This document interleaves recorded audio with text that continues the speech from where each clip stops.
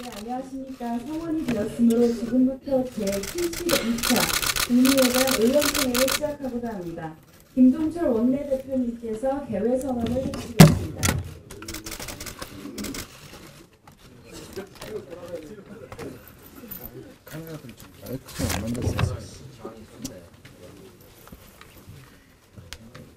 네, 국민의당 제72차 의원총회 개회를 선언합니다. 네, 다음은 국민들의 순서입니다. 모두 자리에서 일어나서 태극기를 향해 주시기 바랍니다. 국기에 대하여 경례.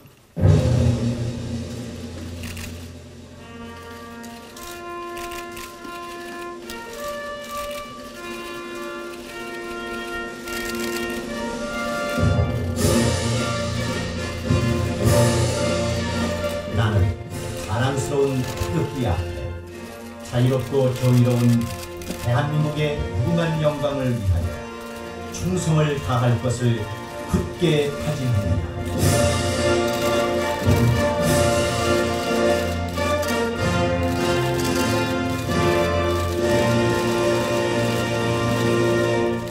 바로 이하 의뢰인을 생략하겠습니다. 모두 자리에 착석해 주시기를 바랍니다.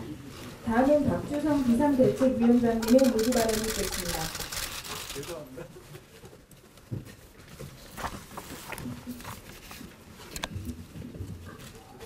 예, 어제 슈퍼 수요일 청문회 수고해 주신 의원 여러분 진심으로 감사를 드립니다. 내일이 문재인 정부 출범 한 달이 되는 날입니다.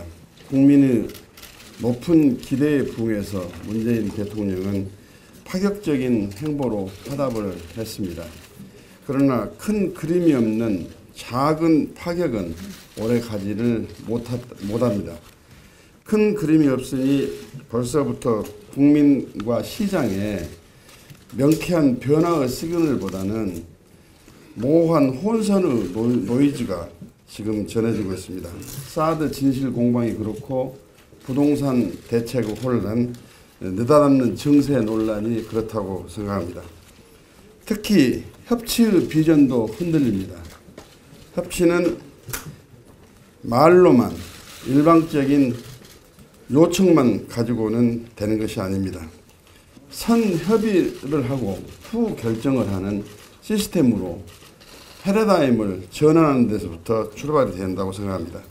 일방적으로 결정하고 무조건 따라달라고 요구를 하면서 이에 응하지 않으면 국정 발목 잡기니 정치하니 하는 대통령 주장은 저희 당으로서는 수용할 수가 없습니다. 인사도 마찬가지입니다. 국민의당이 통큰 결단으로 국정의 표류를 막기 위해서 총리 인준을 앞장서서 동의를 했습니다. 협치 길을 열어줬습니다. 이제 대통령도 통큰 반성과 변화를 태개할 시점에 와 있다고 생각합니다. 대통령이 계속 침묵을 하고 스스로 설정한 인사 5대 원칙을 위배해가면서 국회에 강요 청문 요청을 하고 있어서 청문과 관련된 국민적인 혼란이 갈등이 가중이 되고 있는 상황입니다. 오늘 의총에서는 인사청문 내용과 관련해서 우리 청문위원들의 청문 활동을 진지하게 보고를 받는 자리가 되겠습니다. 국민의당의 인사청문과 관련된 원칙은 3+1이라고 생각합니다. 하나는 첫째는 더 높은 도덕성, 둘째는 변화와 혁신의 능력, 세 번째는 국민 통합의 기준이 갖춘 내각이 돼야 한다고 생각합니다. 여기에 동시에 국정 공백을 빨리 끝내야 한다는 원칙이 부과되어서 3+1 원칙을 저희 당은 견지해야 할 것으로 생각을 합니다. 대통령의 인사가 도덕적 기준을 충족시켰다고 한다면 이미 인사청문과 관련된 국회 내에서의 갈등과 소란은 막아졌을 것이고 내각 출범도 순조롭게 신속하게 이행이 됐을 것으로 생각을 합니다. 오늘 3+1 원칙을 중심으로 기준으로 해서 대한민국의 변화와 국민의 열망을 새기면서 저희 당의 입장을 정리하고 당의 국민의 여망과 기대를 부응하는 자리가 되기를 기대합니다. 오늘 아침 북한이 또다시 지대함 탄도미사일 발사체를 발사했습니다. 비정상국가 북한의 도를 넘는 도발 행위에 개탄을 금할 수가 없습니다. 북한의 계속되는 도발은 참여를 부를 뿐입니다. 새 정부 대북 정책이 첫 발을 내딛기 위해서는 먼저 북한의 변화가 전제가 돼야 한다고 생각합니다. 미사일 발사와 핵실험을 즉각 중단하고 상황 동결 조치를 선행을 해야 합니다. 준비된 대통령을 공언해온 문재인 정부는 이제 북핵 문제를 해결할 실력을 보여줘야 할 때가 되었습니다. 한미 정상회담은 그 분기점이 될 것입니다.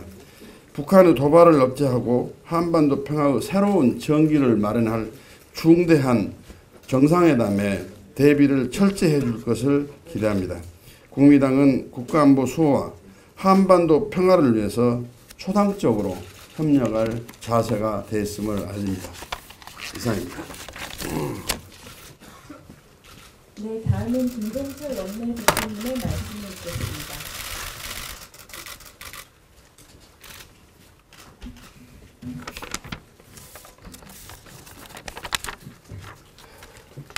문재인 대통령께서 참 우리 국민의당을 고민에 빠지게 합니다.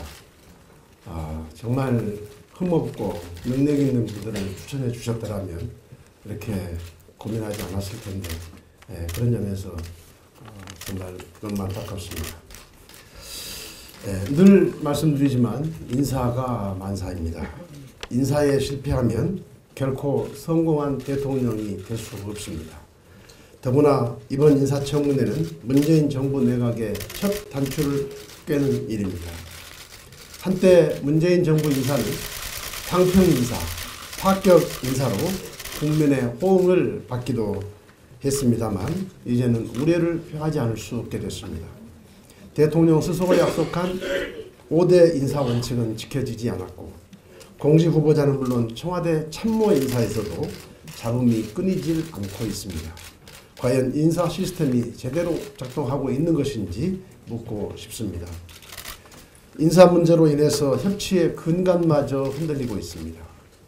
여당인 민주당은 무조건 후보자를 감싸려고만 하고 제1야당은 무조건 반대만 하고 있습니다.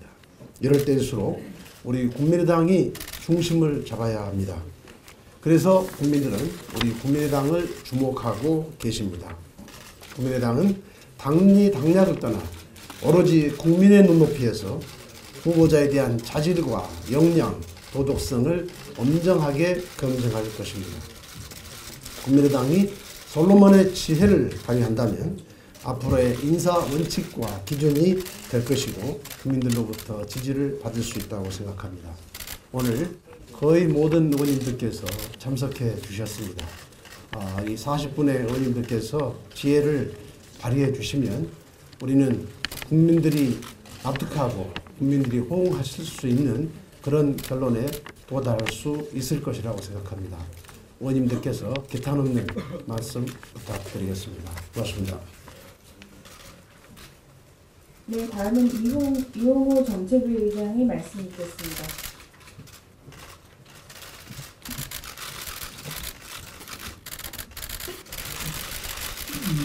비대위원장님도 말씀하셨는데요.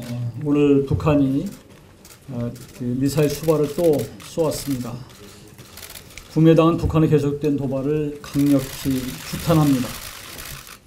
북한은 하루라도 빨리 핵 보유국으로 인정받고 또 대륙간 탄도미사일 개발을 마무리하고 싶어하는 것 같습니다. 그러나 우리는 너무 대응이 한가한 것 같습니다. 어쩌면 우리만 북한을 짝사랑하는 것 아닌가 하는 생각이 듭니다. 정부가 민간의 대북 접촉을 승인하면서 유화 신호를 계속 보내고 있는데 북한은 이에 아랑곳하지 않고 도발을 이처럼 계속하고 있습니다. 외교 안보 라인은 공백 상태인데 정부는 사드 문제 보호성으로 안보 불안을 가중시키고 있습니다. 정부는 메아리 없는 대북 접촉 승인을 계속해야 하는지 신중하게 다시 검토할 필요성이 있다고 생각합니다. 북한의 끝없는 도발 앞에 결코 국익에 도움이 되지 않는 사드 파헤치기도 조용히 처리하시기를 바랍니다. 통신비 인하를 두고 국정기획자문위원회가 점령군 행세를 하고 있습니다. 국정위는 그제 미래창조과학부에 대해 업무 보고를 받지 않겠다고 했다가 어제는 이번 주까지 통신비 인하 공약 이행 방안을 제출하라고 최후 통첩을 했습니다. 국민의당도 서민의 통신비 부담을 덜어주자는 정책 방향에 찬성합니다. 그러나 기본료 폐지는 여러 가지 상황을 종합적으로 고려해야 합니다. 법적 근거도 마련해야 합니다. 정부가 계속 통신사를 압박하고 팔을 비틀면 어떻게든 방안은 나오겠지만 손해를 피하려는 기업의 속성상 데이터 요금 인상 등 풍선 효과를 초래할 가능성이 있습니다. 시한을 정해놓고 막무가내로 방안을 내놓으라고 하면 결국 부실한 정책이 나올 수밖에 없습니다. 묻지마 공약 이행에는 반드시 부작용이 뒤따릅니다. 국정기획 자문위는 초심으로 돌아가야 합니다. 정부나 기업을 윽박지를 것이 아니라 경청하고 대화해야 합니다. 그것이 진정으로 국민을 위하고 문재인 정부를 성공시키는 길이라는 점을 명심하시기를 바랍니다. 고맙습니다. 네, 혹시 공개 발언하실 의원님도 계십니까? 안 계시다면 지금부터는 비공개로 진행하겠습니다. 의원님 여러분들의 협조를 부탁드리겠습니다.